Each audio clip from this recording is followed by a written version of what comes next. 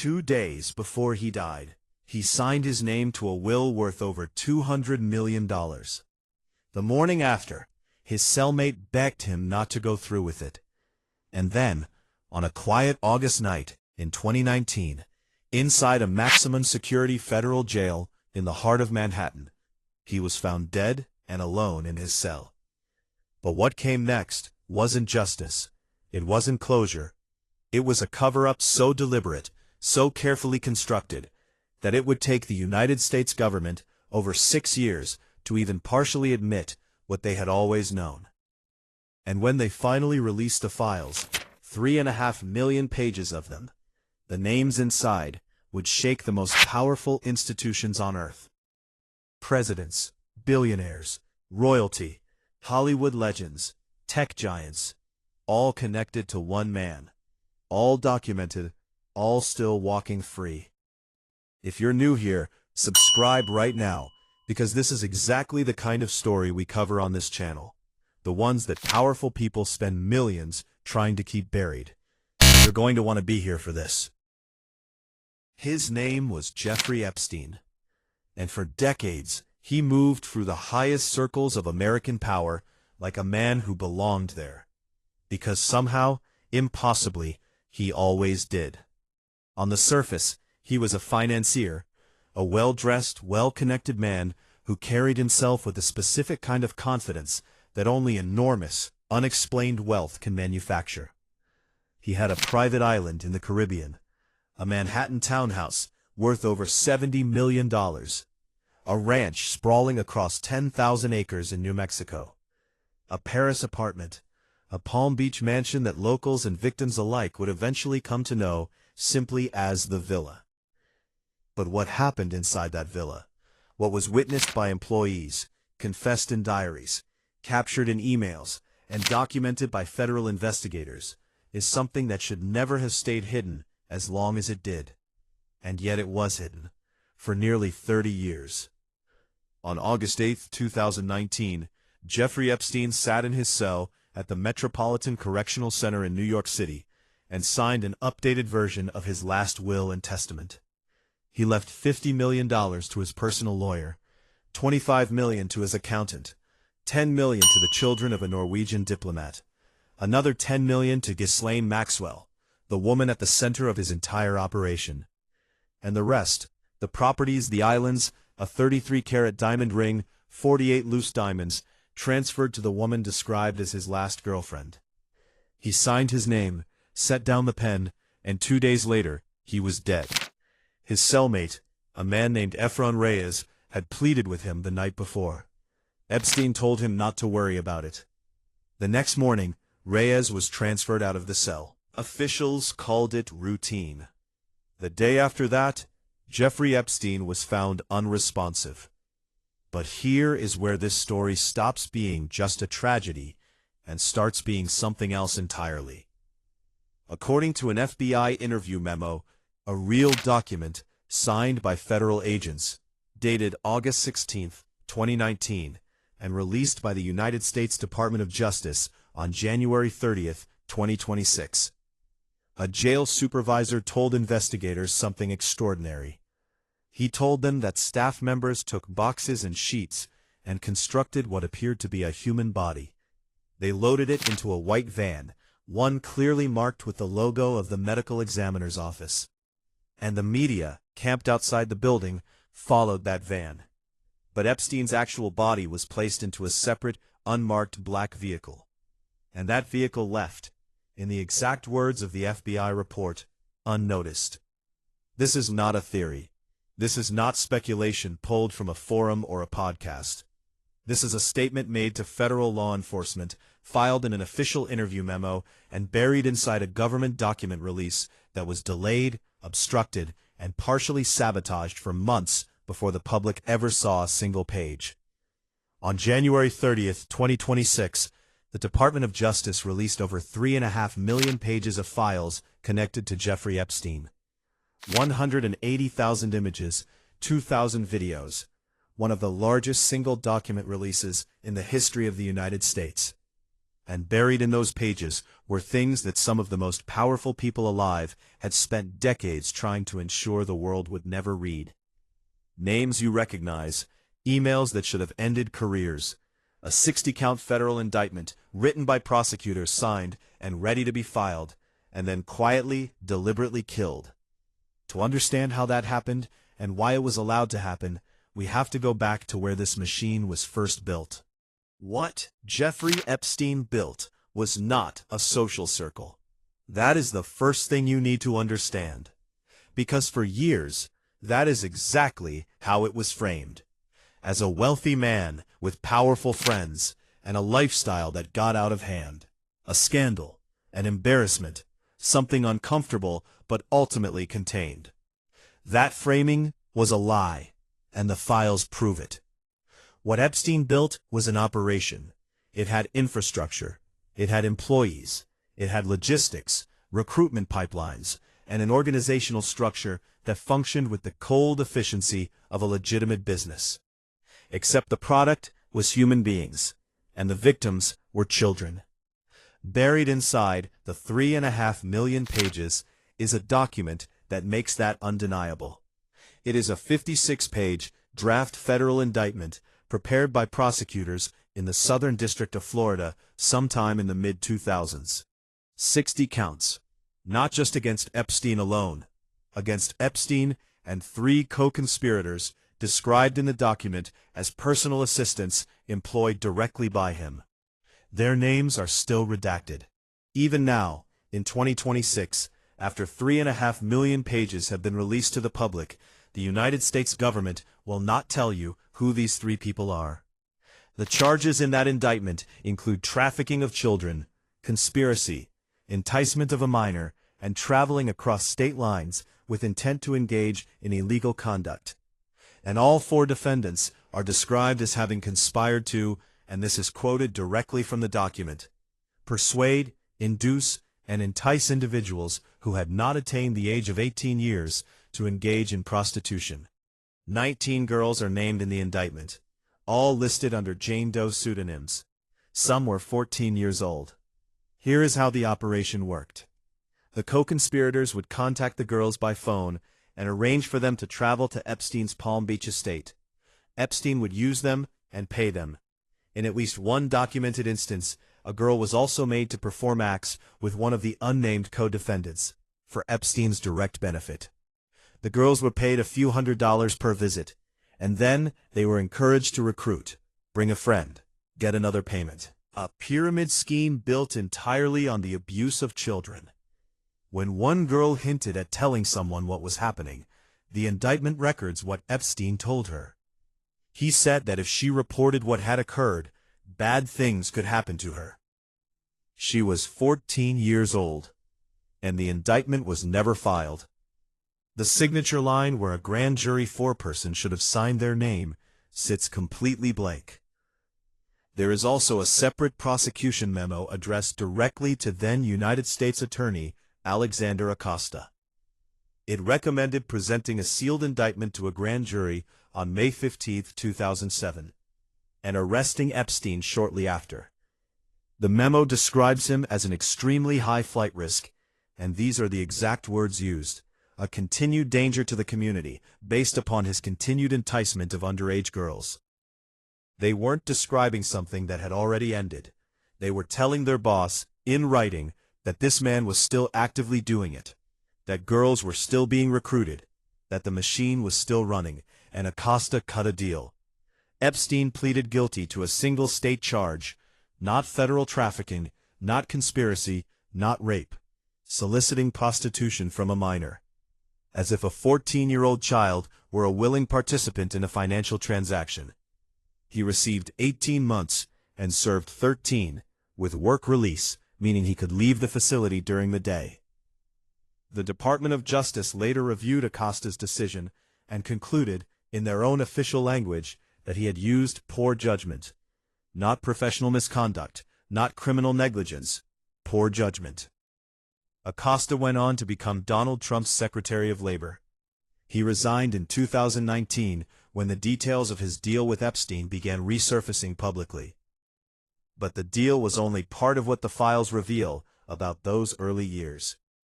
Because inside the FBI records is a 2007 interview with a household employee at the Palm Beach estate. His name is redacted, but what he told federal agents is not. His daily duties, as he described them, included fanning out $100 bills on a table beside Epstein's bed, placing a loaded gun between the mattresses, cleaning up after what Epstein called massages, wiping down vibrators, disposing of condoms, laundering towels, throwing out tissues. He also told agents that Epstein once had him buy flowers and personally deliver them to a teenage girl at a local high school to commemorate her performance in a school play. The FBI had this interview in 2007. They sat on it for 18 years. And that was just one employee, in one house, in one city. The operation stretched much further than Palm Beach. And the woman who ran the logistics of all of it was someone the world would eventually come to know by name. Her name was Ghislaine Maxwell.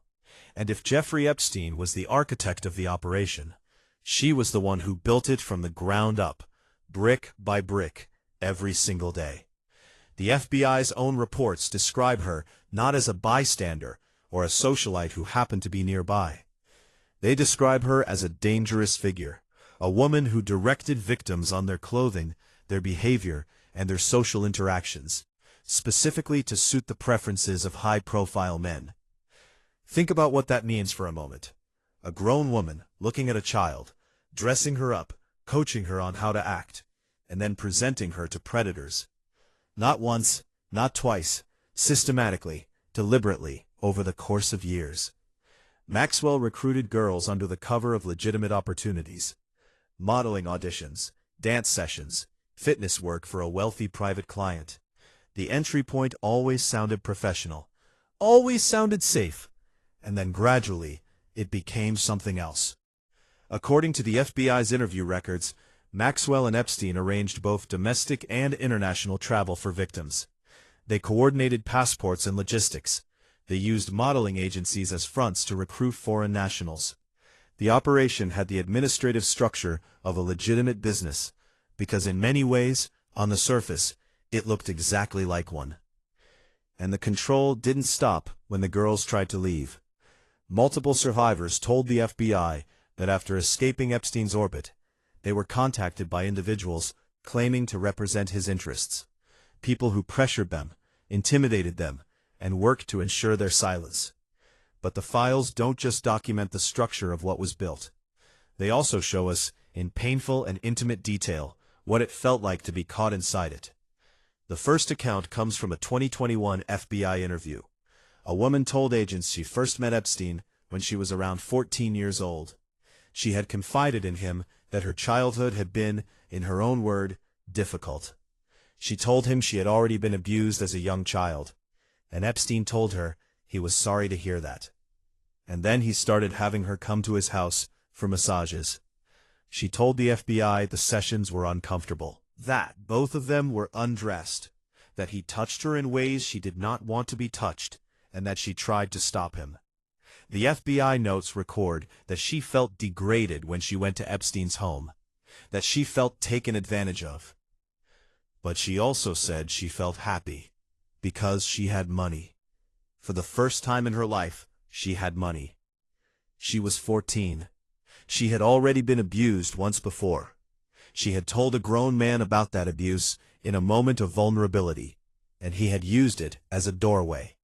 The second account involves a young woman who was approached outside a dance studio in New York City at 17 years old.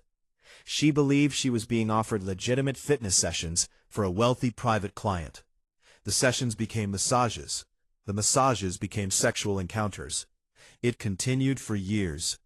Epstein paid her, controlled her career, and encouraged her to bring her friends into the same situation. Both women, interviewed years apart, described the exact same system, the same gradual escalation, the same financial control, the same isolation, the same machine processing different girls, producing the same outcome. But perhaps the most devastating document in the entire release is a 32-page handwritten diary submitted to the Department of Justice by attorneys representing one of Epstein's victims. Every page is stamped confidential, and every page describes a girl living under total control. She was 16 or 17 years old when the entries begin. Everything in her life, where she lived, where she went to school, how she spent her time, was decided by Epstein. But the diary documents something far worse than control. According to its entries, Epstein fathered a child with this girl around the year 2002. She became pregnant. She gave birth to a baby girl, and the baby was taken from her. She describes the birth in raw, heartbroken language. She writes about seeing tiny fingers, a small head, a little arm reaching out. She was given 10 to 15 minutes to hold her daughter and attempt to feed her, and then they took the baby away. Next to a 20-week pregnancy scan pasted directly into the diary, she wrote 4 words: "She is gone. She won't be coming back." And in a later entry, she writes about a second pregnancy, and she writes something that should stop every person who reads it completely cold. She writes, "I no longer feel like a person. I feel like a vessel." She wrote those words in a diary. A teenage girl, alone, pregnant for the second time, her first child taken from her arms after 10 minutes. And she asked the only question she had left: will I ever be free? In another entry, she describes a miscarriage. She writes about it happening alone, without warning, without anyone there. And then she writes directly to Epstein in the same entry, her words cutting through the page like something that cannot be taken back. She writes, "You have made me numb. I hate you for this. I am not your personal incubator." And she asks again and again throughout the diary where the first baby went, who has her, where Ghislaine disappeared to, why she was chosen specifically. She writes about Epstein's obsession with her hair color and her eye color. She compares his fixation on genetic selection directly to Nazi ideology. And she states plainly that she was not the only one, that Epstein had fathered children with multiple victims. This tracks with something that had already been reported publicly. In 2019, the New York Times revealed that Epstein had discussed with scientists and close associates his ambition to use his New Mexico ranch as a kind of breeding ground, to seed the human race with his own DNA by impregnating large numbers of women. At the time, it was unclear whether he had actually acted on that ambition. The diary, submitted as evidence by attorneys and included in the Department of Justice's own release, suggests that he had. There is also a separate email in the files from September 2011, addressed to Epstein, congratulating him on welcoming a baby boy. Epstein never publicly acknowledged having any children, because doing so would have required him to acknowledge what he had done to the girls who carried them. Now, this machine, this operation with its employees and its logistics and its recruitment pipelines and its victims and its diaries, did not exist in isolation. It existed inside a social ecosystem, a world populated by some of the most recognized, most celebrated, most powerful people on the planet. People who visited, people who flew in on private planes, people who stayed on the island, people who sent emails, attended dinners, asked questions, and said nothing. And now, because of these files, we know exactly who they were and exactly what they said. Before going any further, something important needs to be stated clearly. Being present in these files does not automatically mean someone committed a crime. Some of these individuals may have had professional relationships with Epstein that were genuinely unaware of the full scope of what he was doing. That is possible. That is fair to acknowledge. But some of these connections are so deep, so sustained, and so extensively documented that the words "I didn't know" stop functioning as an explanation and start functioning as an insult to anyone paying attention. With that said, let's start with Donald Trump. Trump appears in the Epstein files thousands of times. Not hundreds, thousands. He is one of the most frequently referenced individuals in the entire release. And while some of those references come from news clippings and third-party mentions, the ones that carry real weight, paint a picture that is profoundly uncomfortable for a sitting president of the United States. In an FBI interview memo from 2021, a victim told agents that Ghislaine Maxwell presented her to Donald Trump at a party. She described the introduction as being similar to a resume presentation, and she said Maxwell suggested to Trump that she was available. The victim told the FBI that nothing happened, that Trump did not act on the introduction.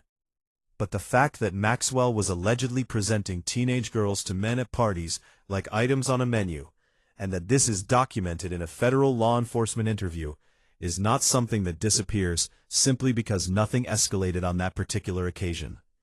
There is also an email in the files from 2011, an exchange between Epstein and Maxwell concerning Virginia Giuffre, the most prominent Epstein survivor to have spoken publicly before her death, a death that remains deeply suspicious to many who followed her case closely. In that email, the account identified as Maxwell's known alias writes a single sentence that raises an immediate and obvious question. She writes, "I thought you said not to involve Donald."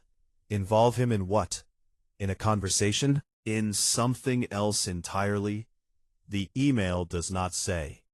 But the sentence exists. It is in the files, and nobody has asked about it under oath. Epstein's house manager also testified that Maxwell approached a girl at Mar-a-Lago, Trump's own private club in Palm Beach, for recruitment purposes. And the files contain an FBI spreadsheet compiled in August of 2025 that lists 12 or more unverified allegations about Trump, drawn from tips submitted to the Bureau over the years, including allegations about something referred to as calendar girl auctions and a trafficking ring connected to a golf course. Those are unverified tips. That distinction matters, and it needs to be stated plainly. The FBI itself flagged them as unverified, but they were compiled, they were documented, and they were in the files.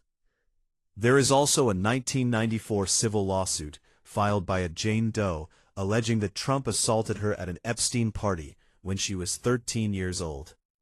The case was filed, withdrawn, refiled, and ultimately dropped before it ever reached trial. Trump has denied every allegation connected to Epstein, consistently and completely.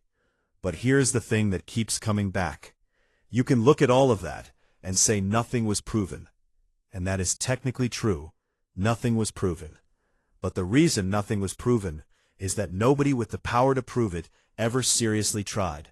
And that pattern, that specific, repeated, deliberate pattern of powerful institutions choosing not to look too closely, is what runs like a thread through this entire story. Nowhere is that pattern more visible than in what the files show about Bill Clinton. Clinton appears in the files in connection with at least 16 documented flights on Epstein's private plane. 16. And in a 2016 deposition, when Epstein was asked questions directly about Clinton, he invoked the Fifth Amendment in response to every single one. Every question. Silence. There is an email from October 2009 in which a socialite named Peggy Siegel writes that Bill Clinton and Jeff Bezos were both present at a party hosted by Ghislaine Maxwell. The files show an ongoing social relationship between the Clinton orbit and Epstein's world that persisted far longer and ran far deeper than anything that was ever publicly acknowledged. In January 2026, the United States House of Representatives voted to hold both Bill and Hillary Clinton in contempt of Congress for failing to comply with subpoenas related to the Epstein investigation. Depositions were scheduled for late February 2026. As of the time this story was being documented, those depositions had not yet taken place. Clinton has denied any knowledge of Epstein's crimes. Then there is a name that many Americans outside of political circles may not immediately recognize: Peter Mandelson. He is a former Secretary of State for Northern Ireland, a former European Commissioner, and one of the primary architects of Tony Blair's New Labour movement in Britain. For decades, he has been considered one of the most influential and well-connected political operatives in modern British history. Peter Mandelson appears in the Epstein files more than 5,000 times. Epstein's 2003 birthday book lists Mandelson as, and this is a direct quote, "my best pal." The files contain evidence that Mandelson leaked confidential United Kingdom tax policy information to Epstein. His partner received £10,000 from Epstein to fund a personal course. And a photograph included in the public release shows Mandelson in a deeply compromising position. On February 1, 2026, Mandelson resigned from the Labour Party. 2 days later, he resigned from the House of Lords. And on that same day, the Metropolitan Police in London launched an active criminal investigation into Mandelson directly connected to the Epstein files. As of the time this story was compiled, Peter Mandelson is the only person anywhere in the world facing a criminal investigation as a direct result of the January 2026 document release. The only one. And then there is Prince Andrew. The Duke of York appears in the files hundreds of times. 3 photographs were released as part of the document dump that will follow the British royal family for generations. In the images, Andrew is seen kneeling over a woman lying on the floor. Her face is redacted, his is not. In one photograph, he appears to be touching her abdomen. The images are undated. The emails connected to Andrew are worse. In August 2010, Epstein emailed someone, likely Maxwell, offering to introduce Andrew to a 26-year-old Russian. He described her as beautiful and trustworthy. The following month, Andrew sent a message suggesting a private dinner at Buckingham Palace. Epstein responded that they would need private time. Virginia Giuffre's FBI statement from 2013 describes being recruited from Mar-a-Lago, flown to London, and alleges assault involving Andrew directly. In October 2025, Andrew was stripped of all remaining royal titles and military affiliations. The UK Prime Minister publicly called on him to cooperate with investigators. He has not done so. The pattern that connects all of these names is not just association. It is not just proximity. It is the sustained, deliberate maintenance of a relationship with a man the entire world knew was a convicted predator. And what makes the next name so significant is not just what the files reveal, but what he told Congress under oath before the files were ever released. Howard Lutnick is the current United States Secretary of Commerce. He was confirmed to that position in February of 2025. And during his Senate confirmation hearing, he looked at the members of Congress seated before him and told them that he had cut off all contact with Jeffrey Epstein in 2005. That he had learned about the allegations, ended the relationship immediately, called it a mistake, and moved on. The files tell a different story. Emails recovered from 2011 and 2012, 6 and 7 years after Lutnick claims he ended all contact, show ongoing and casual communication between the two men. Drinks, visits, social plans made and kept. And in November of 2012, Lutnick's own wife sent an email referencing a visit to Epstein's private island aboard a 188-foot yacht. And then, in November of 2015, a full decade after Lutnick told Congress he had severed all ties, he personally invited Jeffrey Epstein to a fundraiser for Hillary Clinton that Lutnick himself was hosting. Either the documents released by the Department of Justice are fabricated, and the DOJ has given no indication whatsoever that they are, or the current Secretary of Commerce of the United States lied to Congress about the nature, depth, and duration of his relationship with a convicted child trafficker. He has not been asked to resign. He has not been subpoenaed. He has not been investigated. He remains in his position today. Then there is Steve Bannon. Bannon's presence in the files is not primarily centered on allegations of sexual misconduct. It is about something that in some ways is even more unsettling. The raw, unfiltered contempt that the people managing your government have for the democratic process and for the public they are supposed to serve. The files contain hundreds of text messages exchanged between Bannon and Epstein. Many of them were sent during the period when Bannon was serving as chief strategist to President Trump inside the White House. And in those messages, Bannon says things about Trump that are extraordinary, coming from a man who was simultaneously presenting himself publicly as Trump's most loyal defender. He calls Trump out of gas. He writes that Trump is a stable genius, bringing himself down. He brags openly about manipulating the president into major policy decisions, writing, and this is a direct quote from the files, "Dude, I just got him to pull the trigger on $400 billion in tariffs on China." And he adds that he has to be careful not to make it seem like he is running Trump's nose in his own incompetence. A senior White House official, texting a convicted sex offender, bragging about pulling the strings of the President of the United States. There are also nearly 2 hours of recorded video of Bannon sitting for a formal on-camera interview conducted by Epstein himself. The full content of that interview has not been completely detailed in public reporting.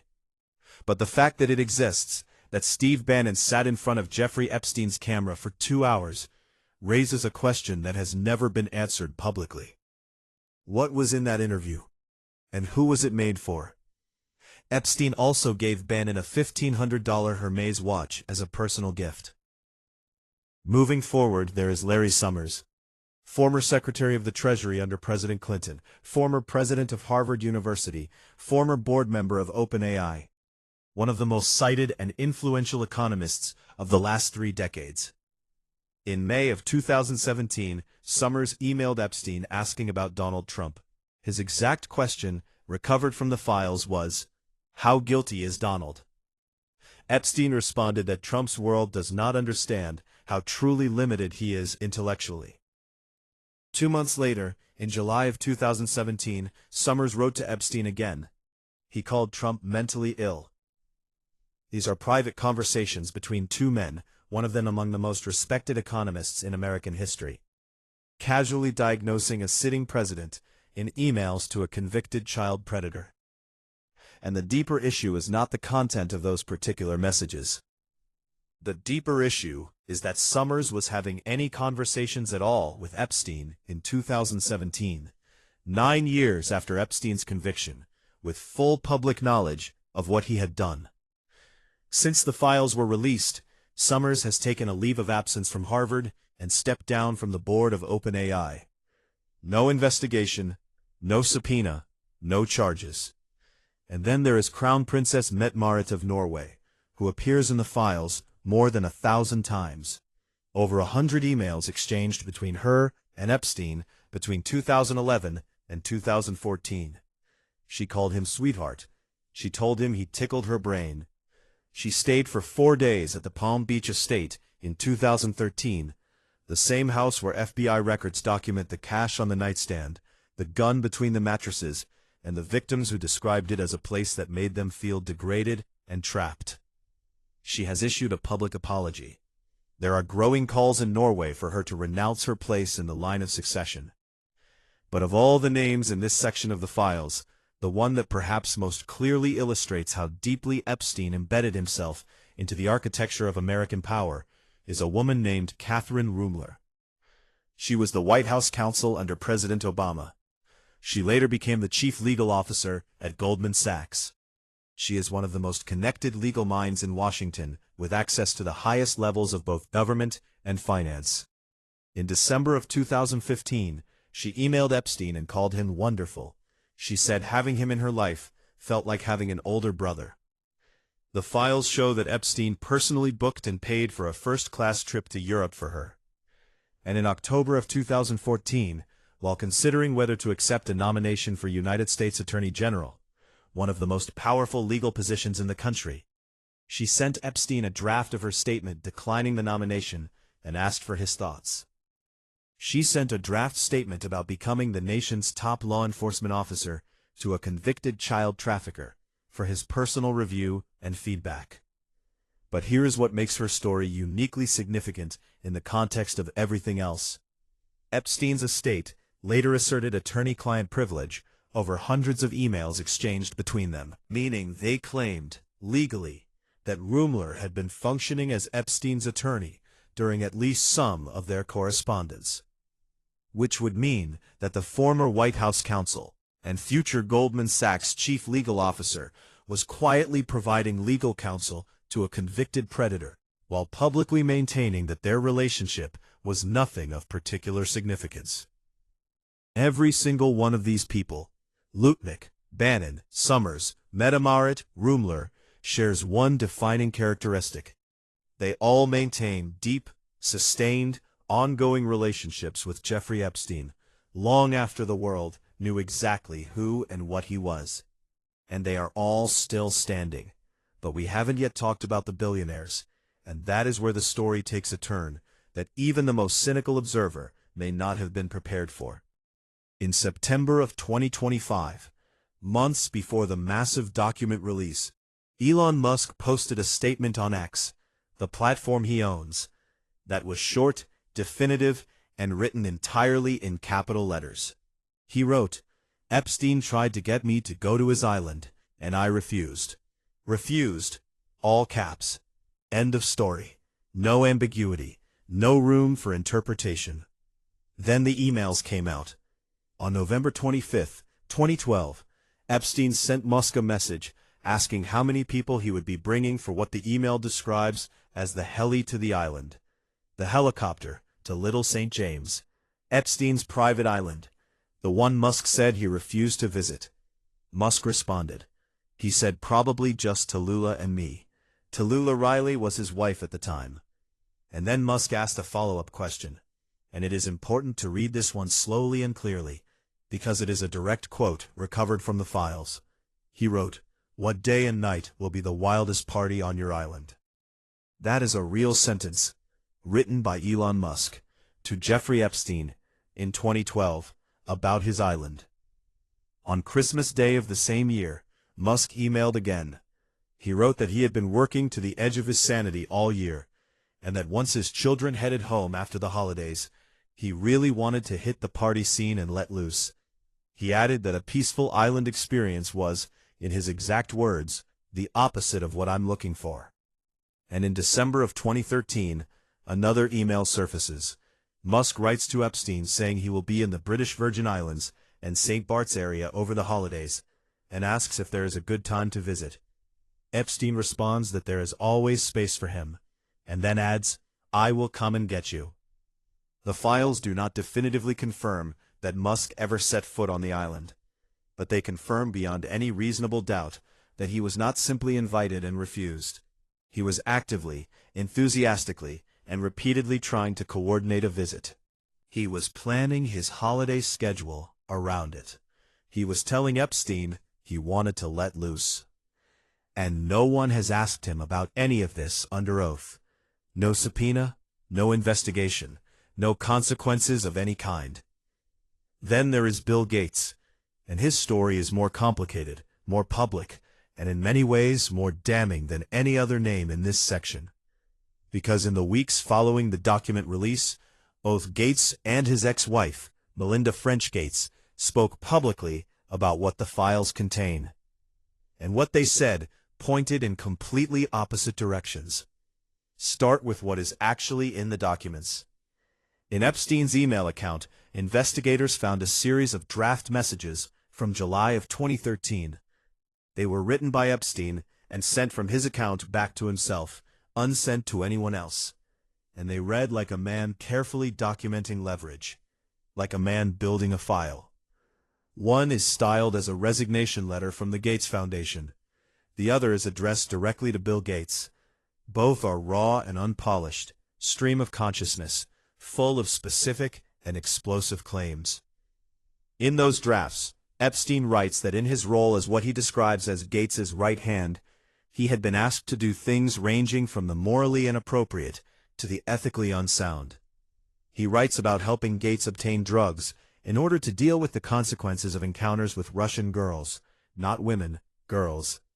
He writes about facilitating what he calls illicit trysts with married women. He writes about being asked to provide Adderall. And then he writes a single sentence that, if true, represents one of the most staggering things in the entire 3.5 million page release. Epstein writes that Gates implored him to delete emails regarding your STD, your request that I provide you antibiotics that you can surreptitiously give to Melinda. And the description of your penis. Read that again slowly. Epstein is claiming in a document now held by the United States Department of Justice that Bill Gates contracted a sexually transmitted disease from encounters with girls, went to Epstein for help obtaining antibiotics, and wanted to secretly administer those antibiotics to his own wife, so she would not discover he had been unfaithful. On February 4, 2026, Bill Gates broke his public silence in an interview and addressed the emails directly.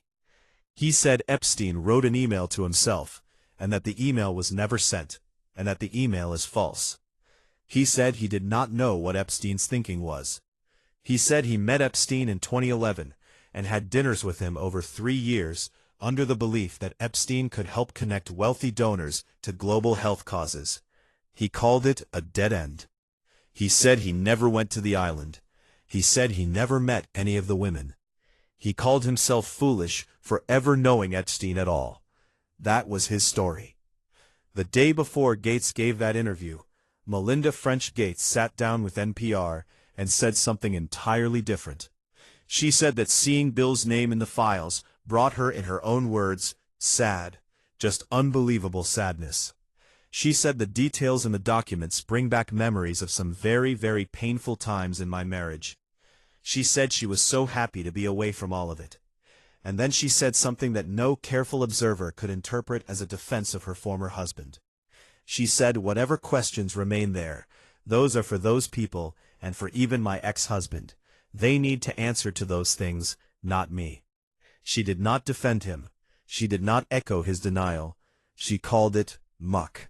And she turned it back to the victims, saying no girl should ever have been put in the situation that Epstein and the people around him created.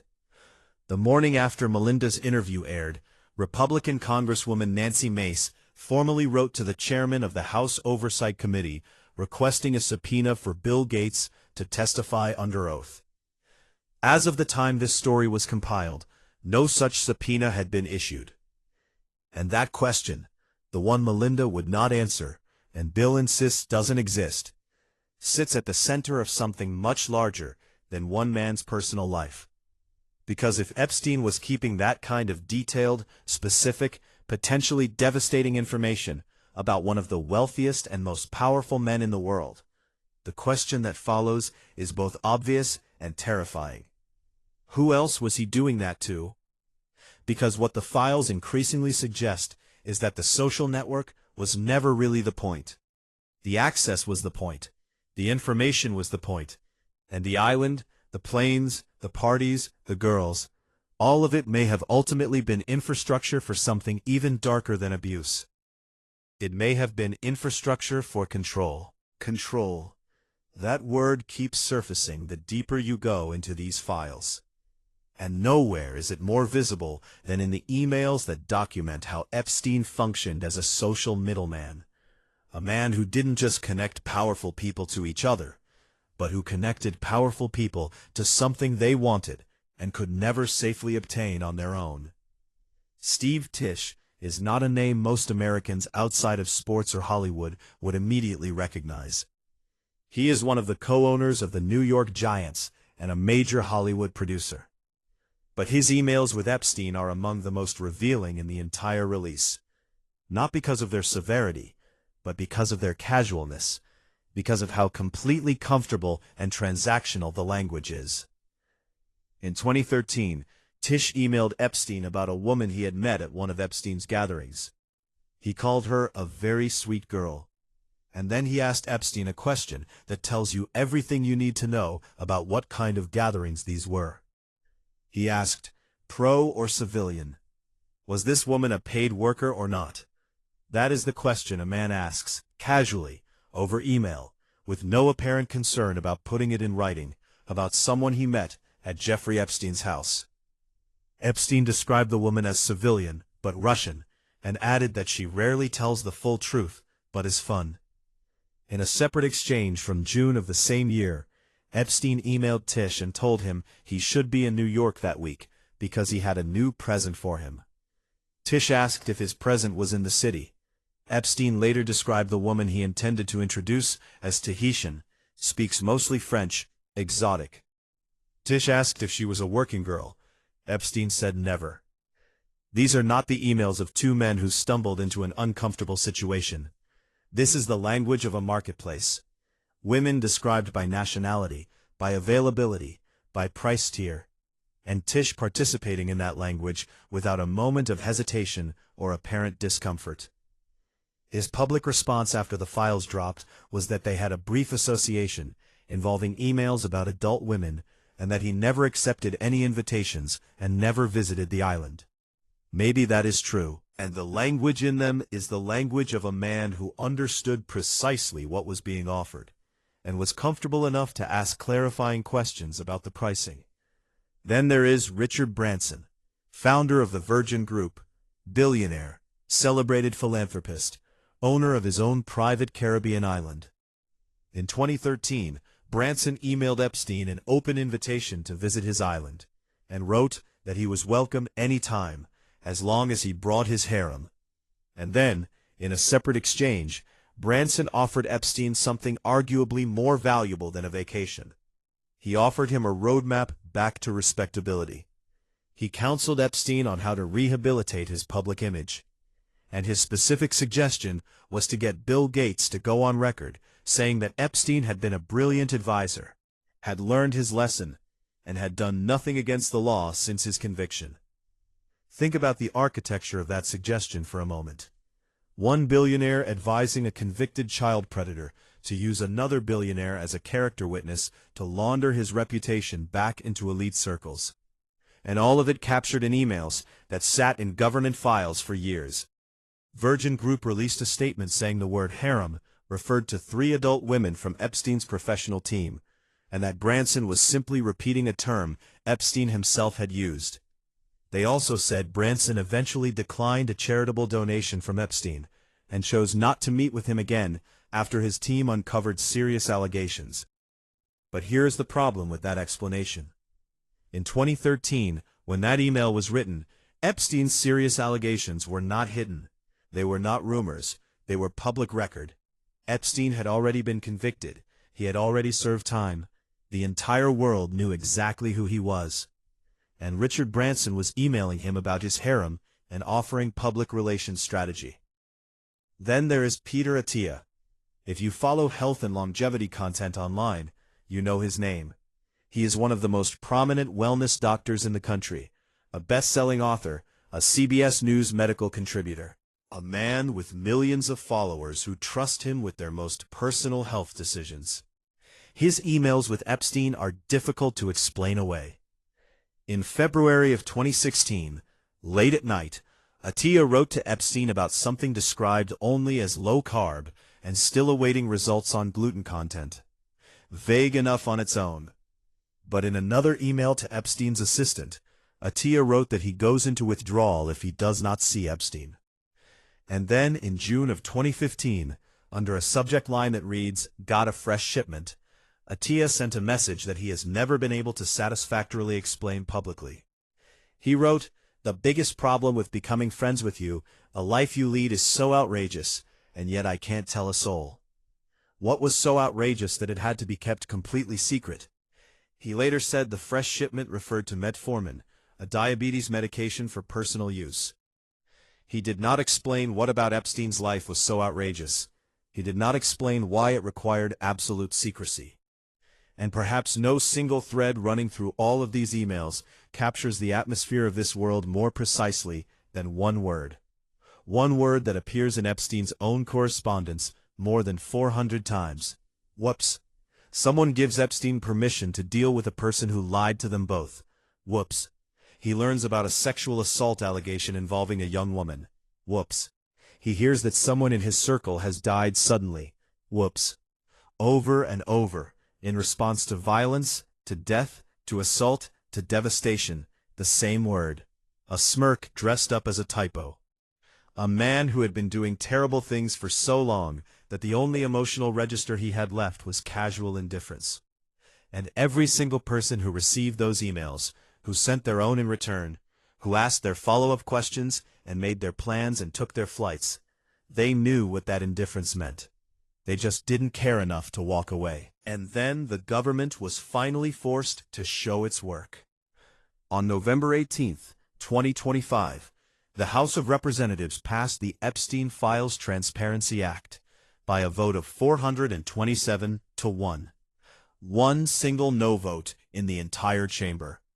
A Louisiana congressman named Clay Higgins. Every other elected representative in the House, Republican and Democrat alike, voted yes. The Senate passed it unanimously, and President Trump signed it into law on November 19th. The law gave the Department of Justice 30 days to release the files. A clear deadline, a legal obligation, no room for interpretation. December 19th arrived, and the DOJ released its first batch. It was a joke. Over 500 pages of solid black rectangles. Entire documents rendered completely unreadable. Redactions so extensive and so sweeping that the release contained virtually no usable information. The response from lawmakers and the public was immediate and furious.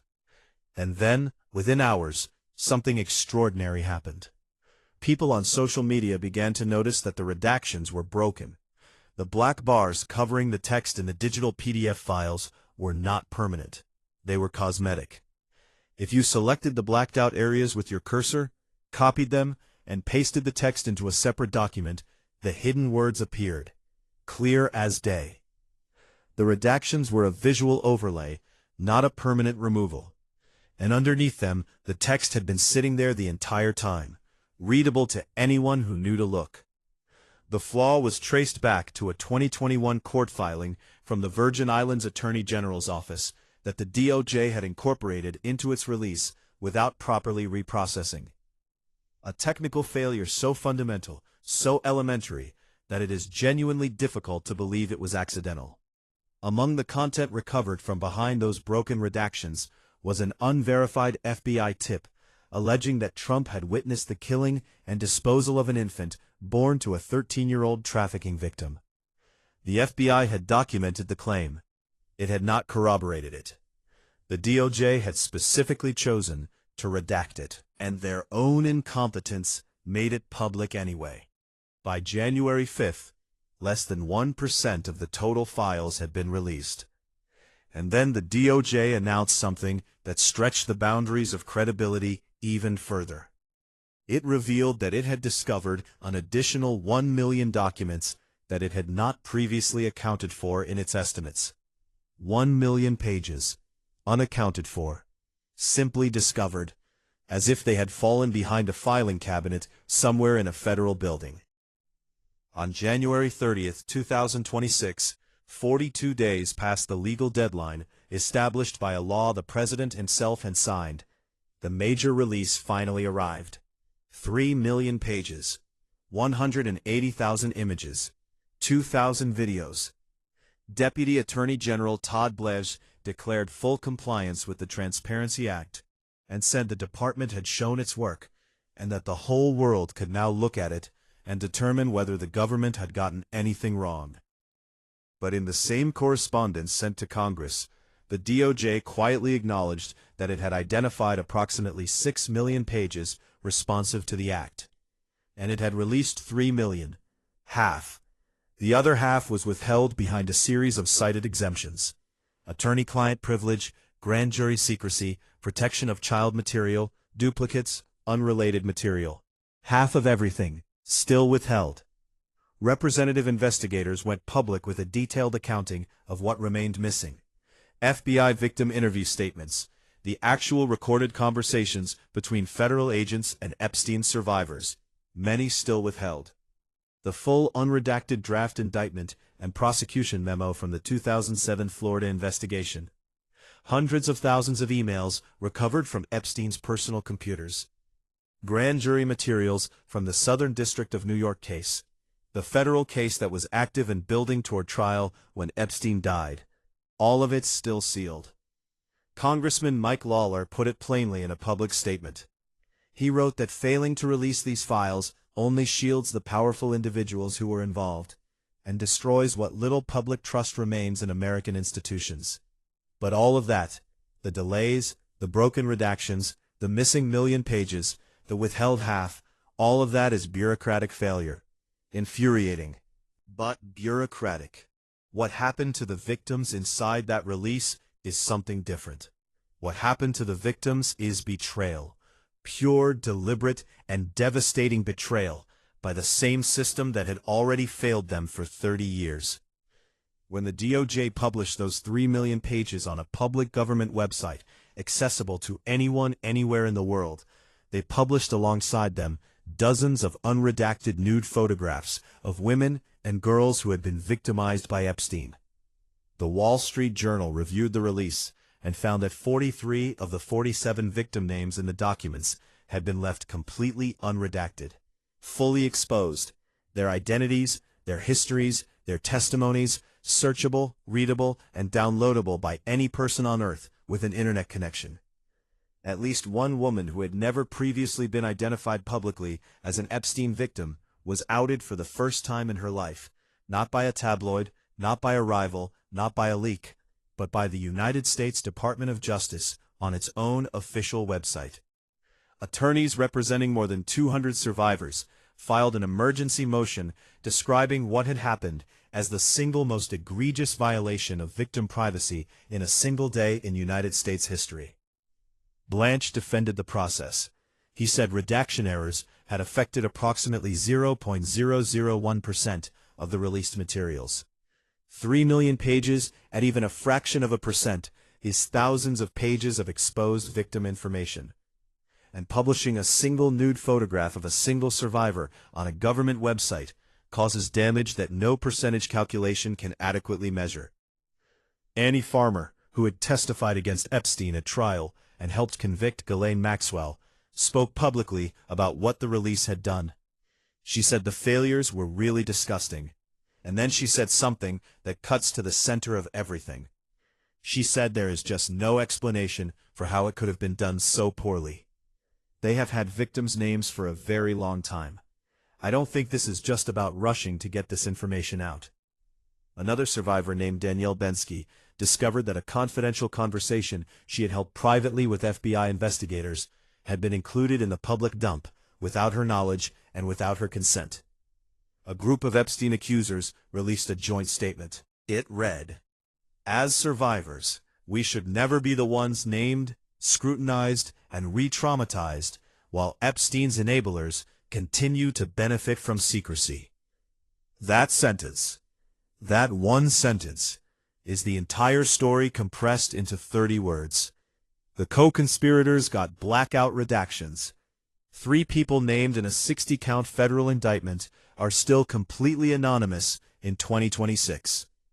But the girls who were abused, the ones who found the courage to speak to investigators, who trusted the system with their most painful and private experiences, their names were published on a government website because nobody at the Department of Justice bothered to check. A CNN poll conducted in January 2026 found that 6% of Americans were satisfied with what the government had released. 6%. And a separate poll found that 2/3 of Americans believe the government is deliberately withholding information. Nearly half believe Trump is actively attempting to cover up what the files contain. And here is what makes all of those numbers land with such particular weight. The Transparency Act passed 427 to 1. This is not a partisan issue. It never was. The anger is not divided along political lines. It runs across every demographic, every region, every ideological background.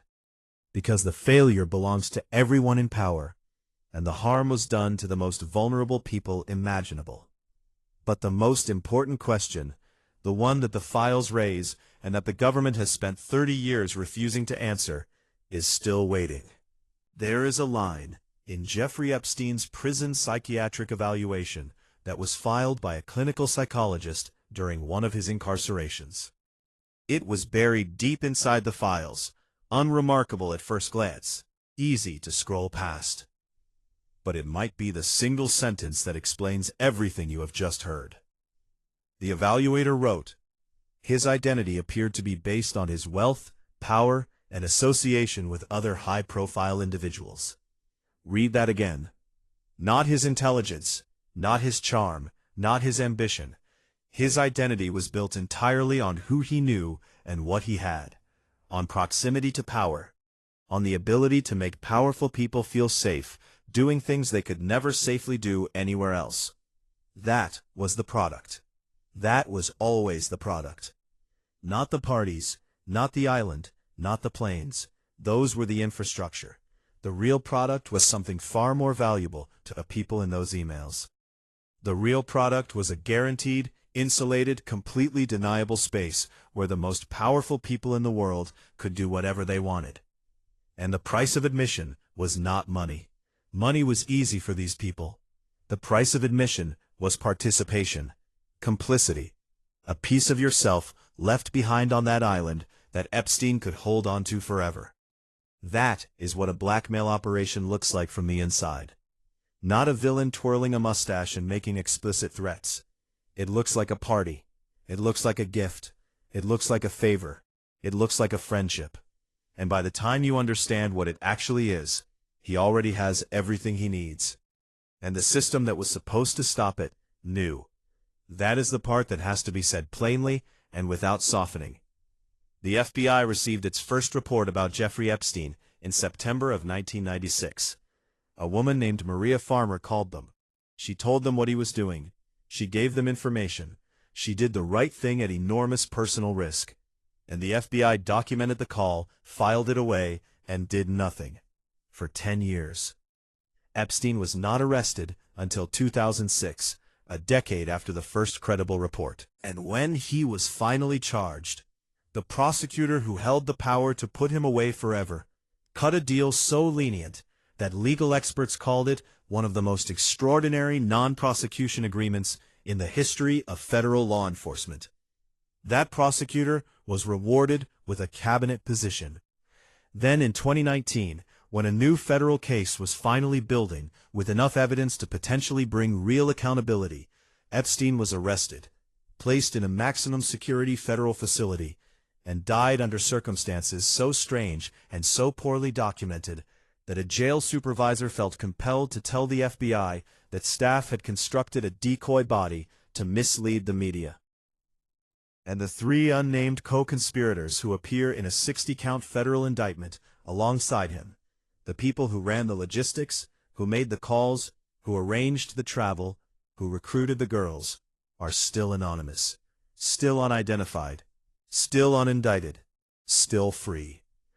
3.5 million pages released, and somehow those 3 names are still blacked out. Think about what that requires. That is not an accident. That is not an oversight. Keeping 3 names redacted across multiple administrations, across decades of investigations, across a document release described as one of the largest in American history, that requires a continuous, active, deliberate decision by people with the authority to make it. Every single day, those names remain hidden. Someone chose to keep them hidden.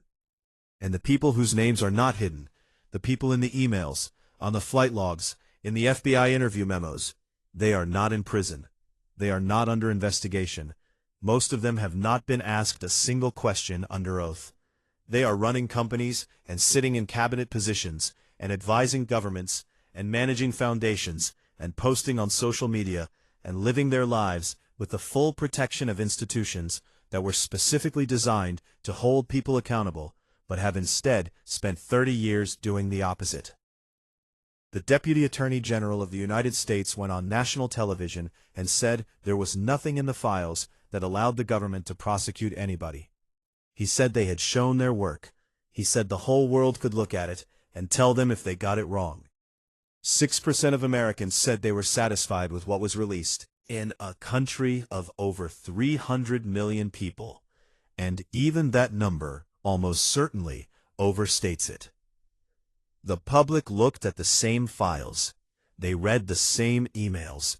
They saw the same draft indictment with the blank signature line. They read about the same 16 flights and the same Fifth Amendment invocations and the same broken redactions and the same nude photographs of survivors published on a government website while the co-conspirators remained anonymous. They looked at all of it, and they arrived at a conclusion that is almost universal, regardless of political affiliation, regardless of geography, regardless of any of the divisions that normally separate Americans from each other. They concluded that the system is not broken, that a broken system fails by accident, that a broken system at least tries and falls short. What they are looking at is a system that worked exactly as it was designed to work. A system that protects the powerful, exposes the vulnerable, buries the evidence, rewards the enablers, and then stands in front of cameras and talks about justice. The girls in those files were not collateral damage. They were not acceptable losses. They were children. They were teenagers.